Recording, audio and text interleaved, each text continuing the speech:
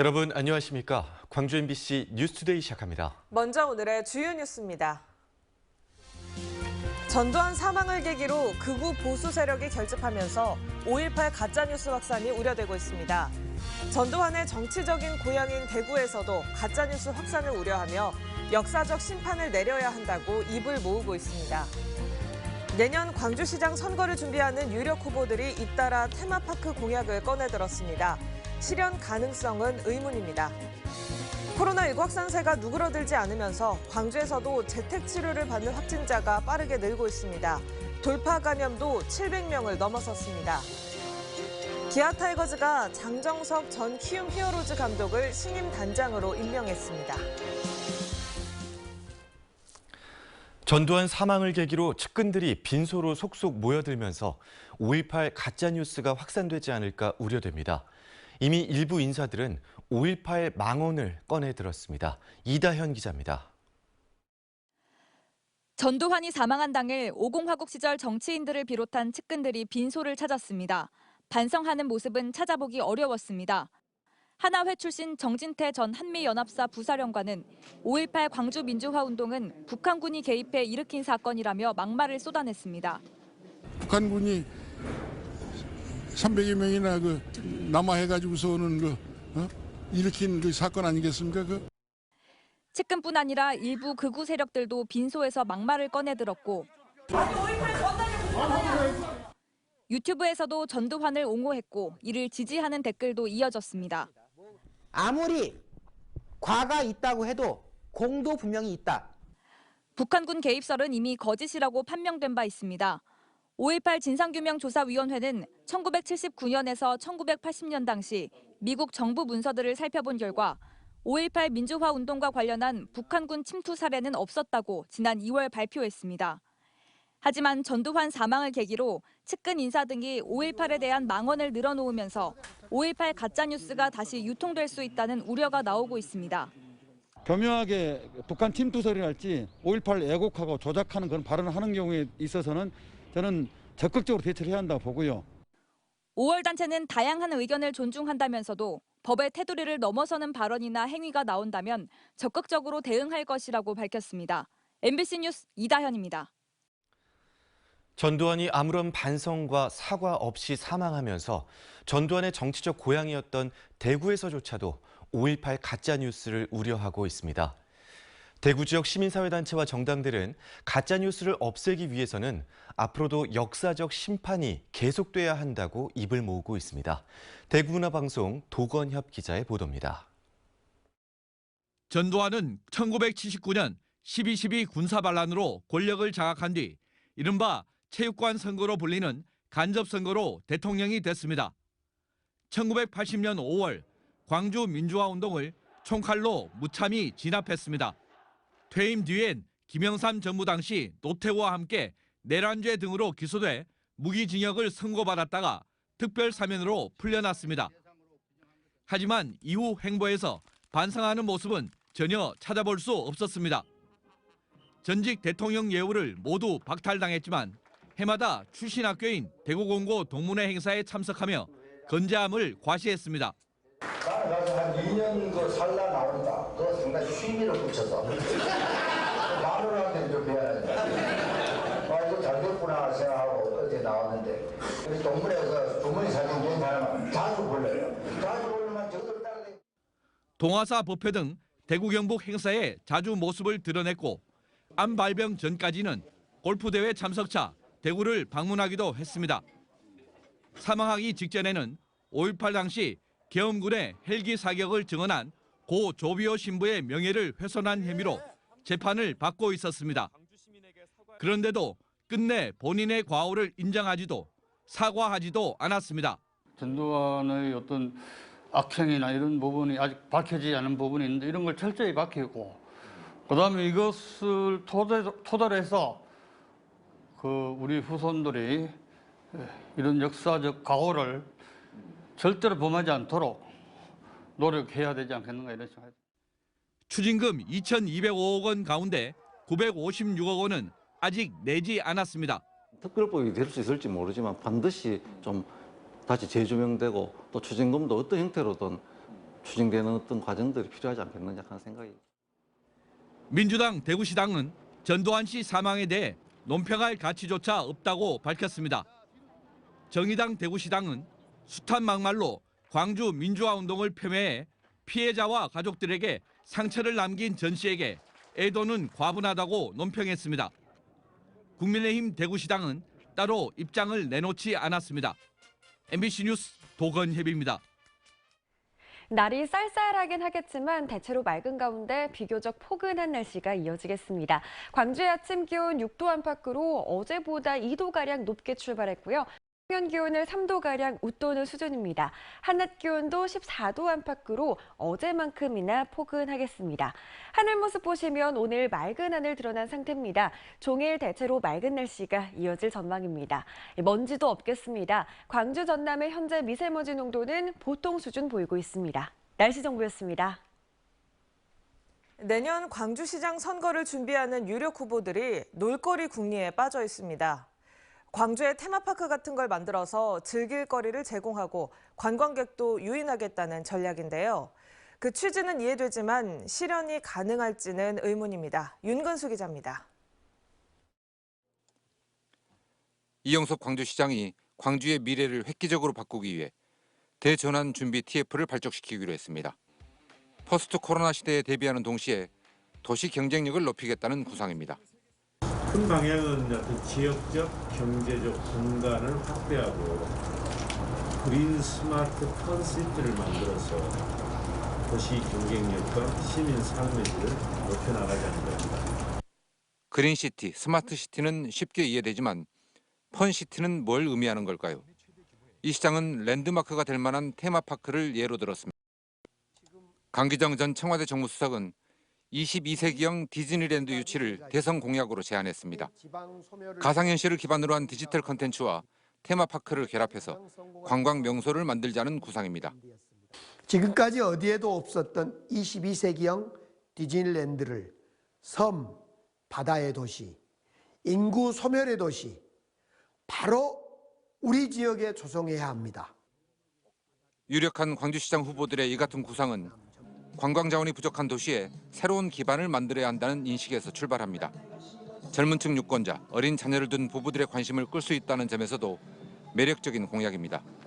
하지만 10년 넘게 장기간 표류하고 있는 어등산 관광단지 개발 사업에서 보듯 실현 가능성이 있는지는 따져볼 문제입니다.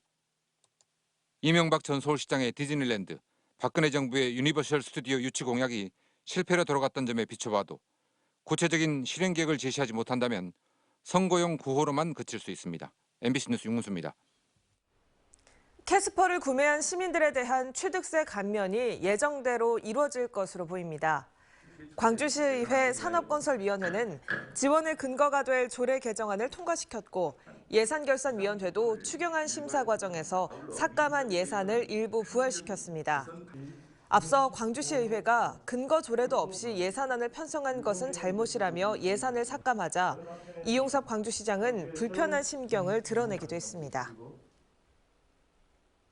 국립심내혈관센터의 건립을 둘러싸고 지역민들의 반발이 거세지고 있습니다. 장성군민 30여 명은 청와대 앞에서 걸기대회를 열고 국립심내혈관센터의 조속한 설립을 촉구했습니다.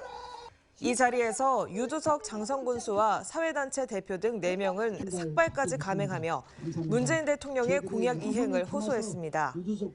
전라남도 의회도 성명을 내고 질병관리청이 재용역 결과를 이유로 올해 예산 44억 원의 집행을 미루고 있다며 예정대로 추진하라고 밝혔습니다. 전라남도가 청년 부부에게 200만 원을 지급하는 결혼 축하금을 연말까지 2,200부부에게 지원하기로 했습니다. 청년 부부 결혼 축하금은 지난 7월 접수를 시작한 뒤 현재까지 1,095부부가 지급받았으며 부부 중 1명 이상이 전남에 1년 이상, 해당 시군에서 6개월 이상 주민등록을 두고 거주한 경우 받을 수 있습니다.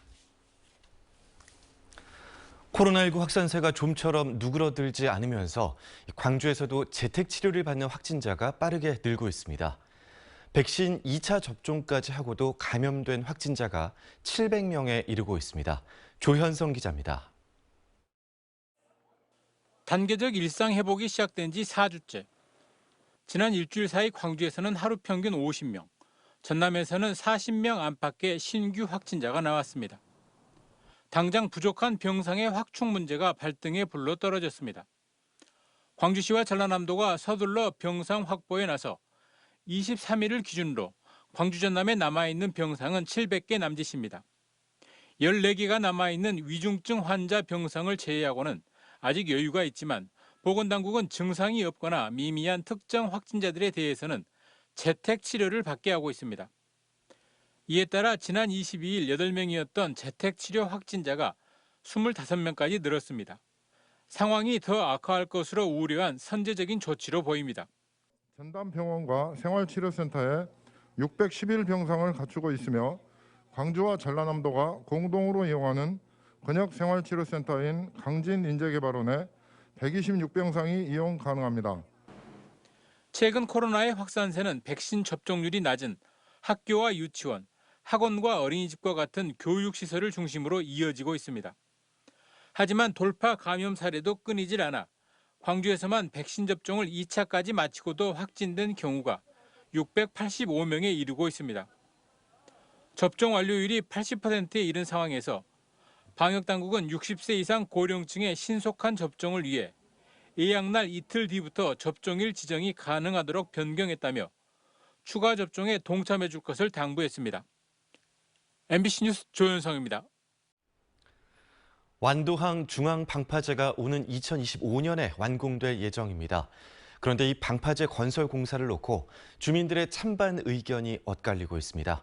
김윤 기자가 취재했습니다. 완도항 앞바다에 건설용 크레인이 정박해 있고 오탁 방지망이 펼쳐져 있습니다. 완도항 북방파제 인근에 길이 497m짜리 중앙방파제가 공사에 들어간 것은 지난 5월.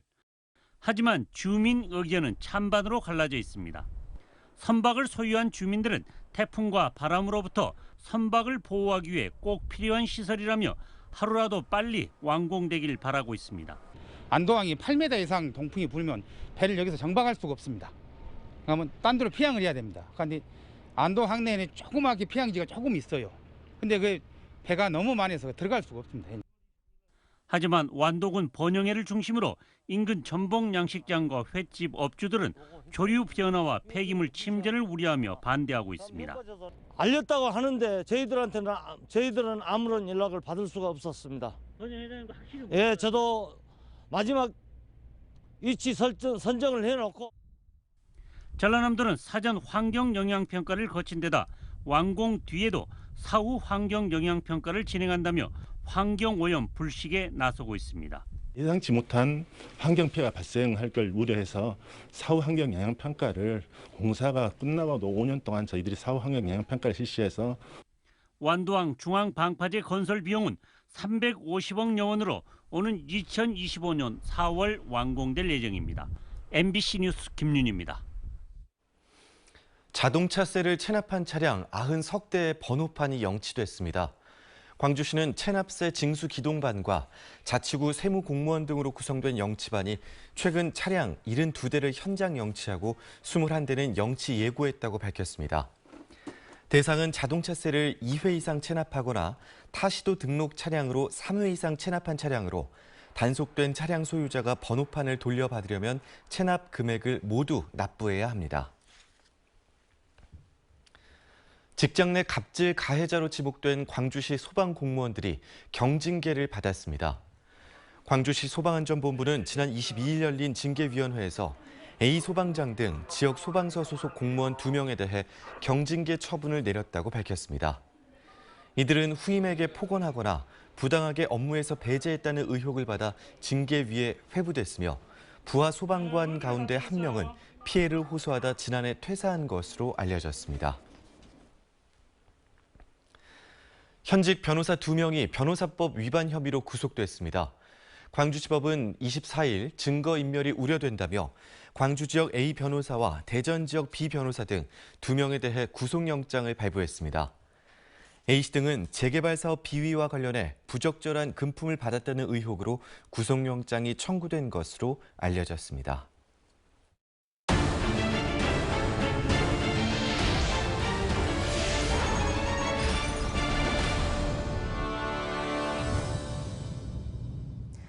광양의 한 농촌 마을에 문을 닫은 학교가 체험형 농촌 관광 콘텐츠로 새롭게 거듭나고 있습니다.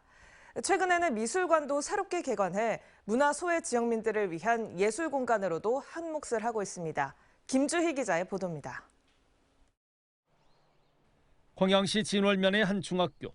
이 학교는 지난 2002년 폐교된 이후 10여 년 넘게 방치돼 오다 지난 2018년 농촌체험 휴양마을인 섬진강 끝들마을로 새롭게 탄생했습니다. 섬진강 끝들마을은 캠핑 데크는 물론 숙박시설, 공연무대, 카페테리아 등 다양한 시설을 갖추고 있어 도시민들의 농촌 휴양과 체험 공간, 주민들의 복지 공간으로 각광받고 있습니다. 연간 방문객만 만여 명에 이르고 있습니다. 여기를 찾는 분들에게 휴식 공간, 그리고 주민들한테는 복지 공간으로 조금 활용됐으면 좋겠다 해서 이득보다는 많이 이렇게 돌려주는 쪽으로 이렇게 생각하고 운영을 하려고 노력하고 있습니다. 여기에 최근 문화예술 공간까지 새롭게 추가로 조성됐습니다. 연중 크고 작은 전시회가 다양하게 열릴 수 있는 작은 미술관이 개관한 겁니다. 섬진강을 품은 작은 미술관은 관광객뿐만 아니라 지역민들에게도 문화공간으로 역할을 할 것으로 기대됩니다. 문화예술을 접하지 못하는 지역민들에게 이런 전시의 기회도 주고, 그리고 섬진강변에 오시는 여행객들에게 다양한 즐길거리, 볼거리를 제공해서 그 여행객과 그리고 주민들이 함께 문화예술을 향유할 수 있는 그런 공간으로 활용하고자 합니다. 농촌 지역의 융합형 6차 산업을 육성하기 위해 새롭게 도입 추진된 농촌체험 휴양마을. 섬진강 끝들마을은 천혜의 자연 환경과 함께 어울려 여행객들은 물론 지역 주민들이 휴식과 함께 문화예술을 공유할 수 있는 새로운 성공 사례로 주목받고 있습니다. MBC 뉴스 김지입니다. 기아 타이거즈가 장정석 전 키움 히어로즈 감독을 신임 단장으로 임명했습니다. 기아는 선수와 구단 프런트, 감독 등 다양한 경험을 쌓은 장정석 단장이 프런트와 선수단 사이의 화합과 소통의 중심 역할을 할 수 있을 것으로 기대한다고 밝혔습니다. 지난 1996년 프로 무대에 데뷔한 장 단장은 기아 타이거즈에서 3년간 선수로 활동한 경험도 있습니다. 국제광융합산업 전시회가 김대중 컨벤션 센터에서 개막했습니다. 올해 전시회에는 100개 기업과 16개 기관이 참여해 최첨단 광융합산업 분야의 기술과 제품 등을 선보입니다. 광주의 주력 산업 중의 하나인 광융합산업 육성을 위한 이번 전시회에서는 구직자들을 위한 취업 상담과 광의료 심포지움 등도 함께 열립니다. 전남대학교가 호남권 최대 규모의 동물병원을 신축 개원했습니다. 새롭게 문을 연 전남대 동물병원은 사업비 138억 원에 투입돼 지상 5층, 지하 1층에 연면적 6,000제곱미터 규모로 지어졌으며 수의학 분야 교수를 비롯한 전문 진료진과 첨단 의료 장비, 시스템 운영 등을 통해 맞춤형 서비스를 제공하게 됩니다. 전남대 동물병원은 1957년 농과대 부속 가축병원으로 운영을 시작했으며 꾸준히 늘어나는 수요에 맞춰 그동안 2차례의 시설 확충을 거쳤습니다.